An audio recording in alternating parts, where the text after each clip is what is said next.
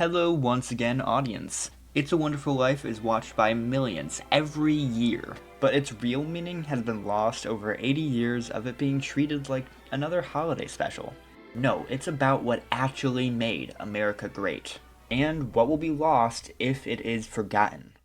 In this video, I don't want you to see George Bailey as just another random male main character. He is every one of us. You, dear viewer, are George Bailey. For those who haven't seen It's a Wonderful Life in a while, let's walk through the setup. We're shown a kid playing on the ice with his friends. Even in this first scene, and many after, George leads the pack, riding down the hill first with the other boys close behind. When George's brother falls through the ice, George doesn't hesitate. He jumps in to save him, and ends up with a cold that steals his hearing in one ear. A common theme in this movie is that George's good deeds always take a piece of him. It's not punishment.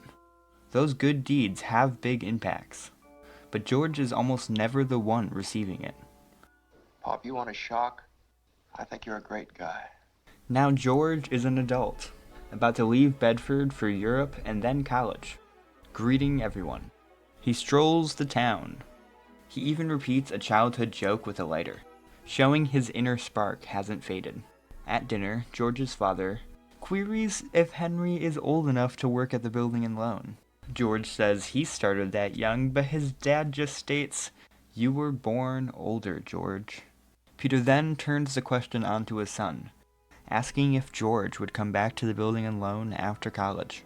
And George shrinks at the idea. Through trying to find his thoughts, the word shabby gets thrown out. His dad doesn't take offense to this. He actually agrees. But he tells his son, I feel that in a small way we are doing something important. It's satisfying a fundamental urge. It's deep in the race for a man to want his own roof, walls, and fireplace. We're helping him get those things in our shabby little office. But Peter does concede. You're right, son. You see what I mean, don't you, Pop? This town is no place for any man unless he's willing to crawl to Potter. And George doesn't quite get it yet. There's only one thing at this point he knows for sure. Pop, you want a shock? I think you're a great guy. Oh, this town needs this measly one-horse institution, if only to have some place where people can come without crawling to Potter. After Peter dies, George has to hold the building and loan together. It takes 2 whole months to sort it out, missing his Europe trip. Potter, sitting on the board, motions to dissolve the building and loan altogether. George, with his taxi waiting, tries to shrug it off and continue forward with his life, but Potter pokes and prods, and George can't stand it, so he pushes. He didn't save enough money to send Harry to school, let alone me, but he did help a few people get out of your slums, Mr. Potter, and what's wrong with that? As he talks, he starts to realize what's at stake. Doesn't make them better citizens, doesn't make them better customers. You said that what'd you say just a minute ago? They had to wait and save their money before they even thought of a decent home? Wait for what? He calls out Potter. People were human beings to him, but to you, a warped, frustrated old man, they're cattle. Well, in my book, he died a much richer man than you'll ever be. I'm not interested in your book. Finally, George demands. This town needs this measly one-horse institution, if only to have some place where people can come without crawling to Potter. Rushing to get his stuff together, he stays just long enough to hear the outcome of the vote. The board rejects Potter, on the condition George takes over as executive of the building and loan. George refuses. I'm leaving right now. I'm going to school. This is my last chance. Uncle Billy here, he's your man. But George, they'll vote with Potter otherwise. Of course, he stays. I don't want any plastics. I don't want any ground floors. And I don't want to get married ever to anyone. You understand that? I want to do what I want to do. And you're... George.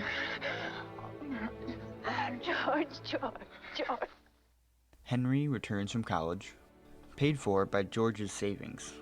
George was ready for his brother to finally take over at the building and loan.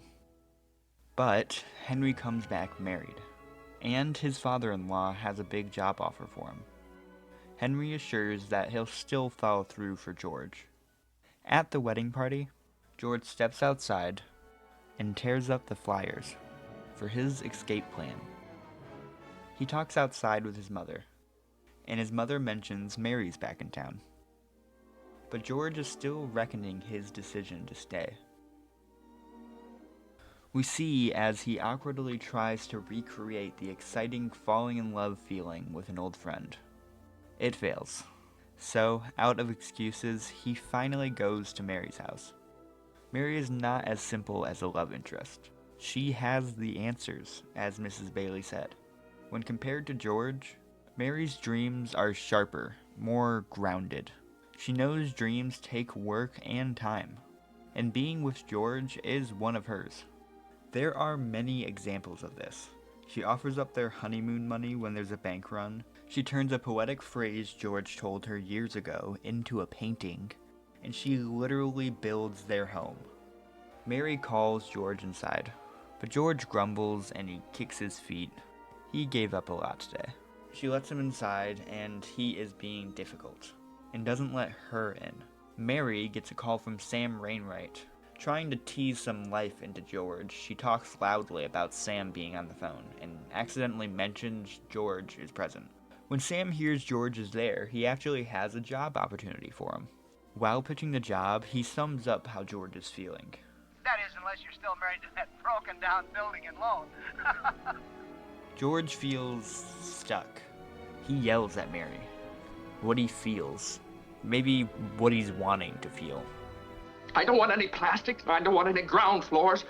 And I don't want to get married ever to anyone. You understand that? I want to do what I want to do. And you're... George.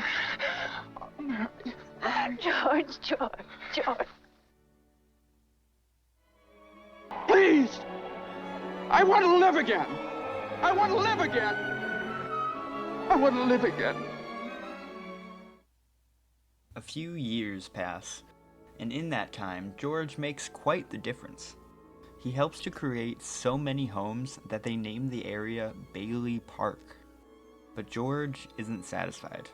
Day to day, he's still barely scraping by. George was the one who brought Sam's big company to Bedford Falls. But he isn't receiving the benefits from the new jobs. He just sees Sam being successful. All of this leaves him with the feeling of, am I doing anything? Potter sees that George is starting to take from his perceived profits, and understands that this is probably taking a toll on George. So, Potter calls George for a meeting. And the movie is not hiding the characters' perceptions of themselves here. Potter feels big, and George feels small.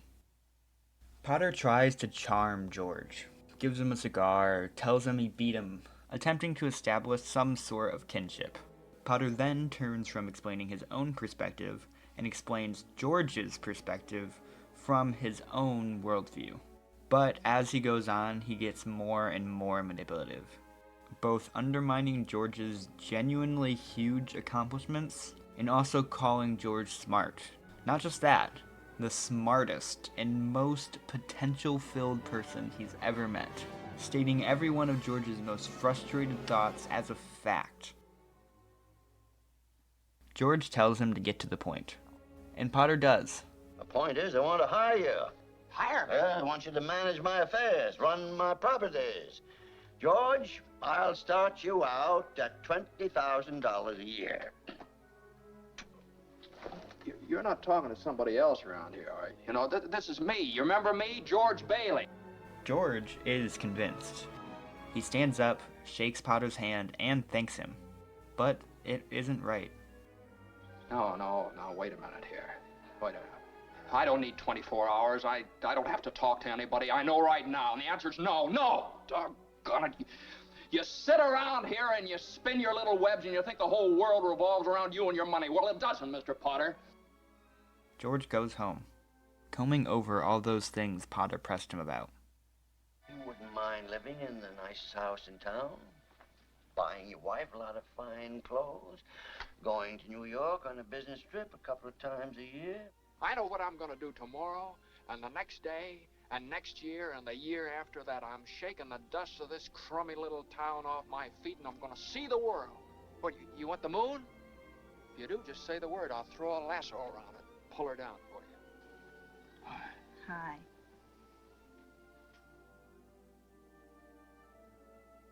Life goes on. George gets older, has some more kids, and because of his bad ear, George isn't allowed to fight in the war. At this point, everything is starting to come together, and life isn't seeming so stressful anymore.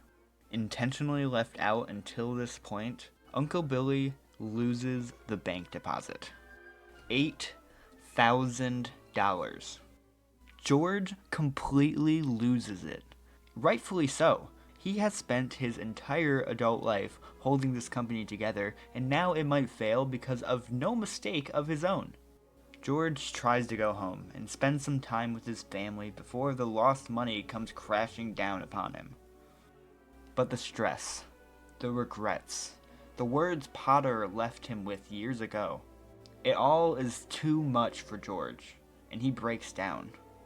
Stopping and seeing the chaos he's causing, George apologizes, grabs his life insurance policy, and leaves the home.